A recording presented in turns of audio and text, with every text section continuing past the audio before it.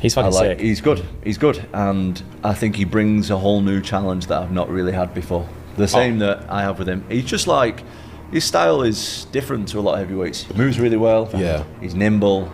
He's super fit, super athletic, which I like it. New challenge. I love it. On October 25th, Tom Aspinall makes his highly anticipated return to the UFC octagon for his first title defense after Jon Jones shockingly vacated the belt, crowning the Brit as the undisputed heavyweight champion. Standing across from him will be none other than former interim champion and once the division's main prospect, Ciryl Gane, one of the fastest and technically gifted heavyweights on the roster, who's rumored to move like welterweight. This is #1 bullshit. Will the Frenchman's speed and movement pose a real threat to the British monster? And how Jon Jones's potential return throws the entire UFC heavyweight landscape into chaos? Let's discuss. But before we start, I ask you to subscribe to our channel unless you want Tony to fight Tom instead of Ciryl on short notice. Let's go.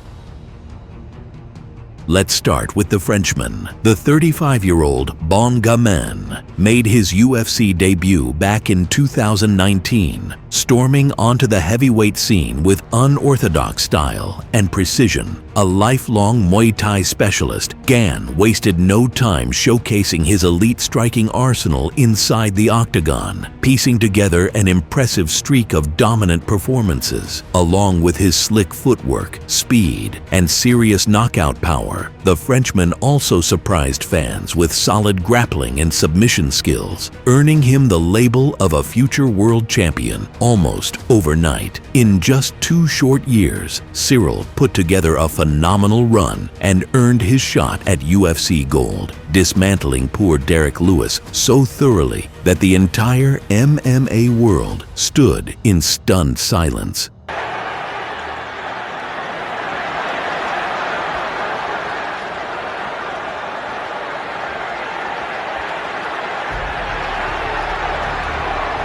Even in his bout with Francis, Ciryl was in full control early, making the Cameroonian powerhouse swing at air with his wild haymakers and gasping for oxygen as the French technician danced just out of reach. But the Cameroonian showed the heart of a true champion, grounding Gane and exposing the one glaring hole in the Frenchman's game, his wrestling. After that first failed title shot, the Frenchman managed to claw his way back to another championship opportunity, this time welcoming Jon Jones to the heavyweight division.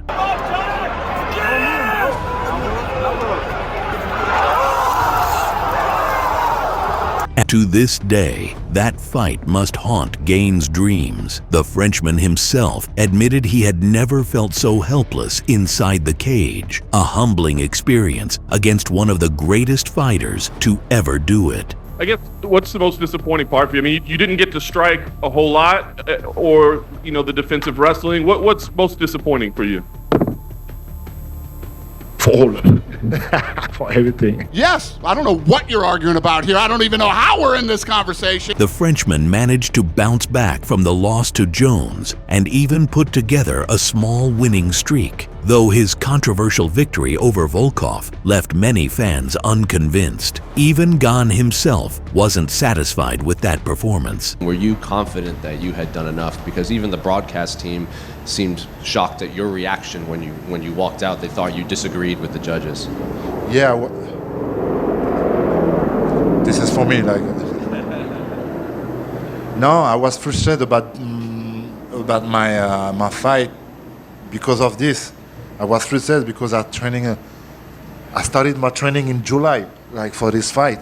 Still, thanks to his star power and Tom Aspinall's own desire to face fresh blood, Ciryl found himself with a third shot at UFC gold. Well then, let's wish the Frenchman luck and turn our attention to the reigning champion.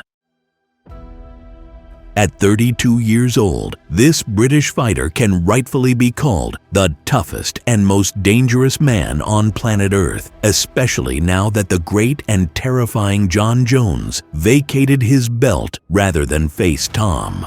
It's disgusting. The Brit made his debut in the world's best league during the COVID era, scoring a dominant knockout victory and making a big statement right out of the gate. At just 27, Tom got his first big name in Andrei Arlovsky, and in his second UFC fight, the future champion showcased his grappling skills by brutally submitting the Belarusian veteran. To this day, Tom's only loss came from an unfortunate freak injury against Curtis Blades, a man he later avenged in savage fashion, dismantling Razor in under a minute.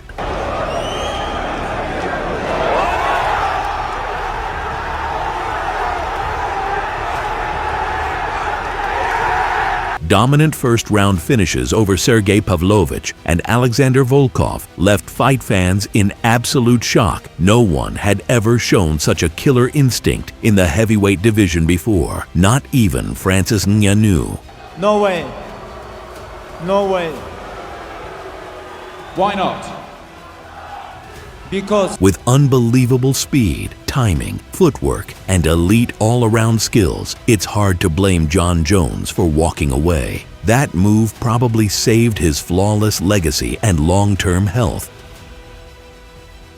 Let's start with Ciryl. Stepping into his third title fight in the company's history, no fighter has ever managed to capture the undisputed gold on their third attempt. 12 tried, 12 failed. Will the Frenchman be the one to break the curse? Or will he become just another victim of Tom? In Cyryl's camp, they've been putting a strong emphasis on wrestling, both defensively and offensively, knowing well that this weakness has cost him before. The question is, what will his game plan look like this time? Expect Gane to circle around Tom, working the outside and chipping away at his legs. Cyryl's movement is elite. He's incredibly hard to track down, and Tom will need time to find his rhythm, especially after such a layoff. For Gane, the key is to avoid standing in the pocket and not get trapped against the fence, where Tom could drag him to the mat, and if that happens, it might be all over. In Cyryl's camp, no one's going to rush things. Their focus is on a long, drawn-out fight. It's in their best interest to drag Tom into deep waters, because no one really knows how Aspinall's gas tank will hold up in the championship rounds if the fighters somehow reach them. Tom Aspinall has only one game plan: to finish his opponent as quickly as possible. And lately, he's been doing it better than anyone else.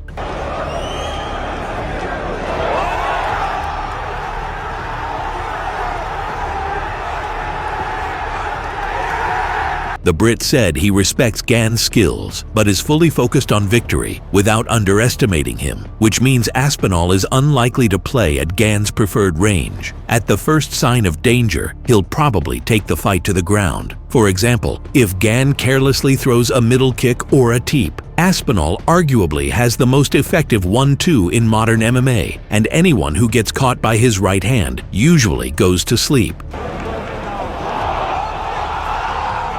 He's also incredibly fast and will push forward aggressively to finish the fight as soon as possible. But will he be able to score yet another first-round finish? Let's break it down.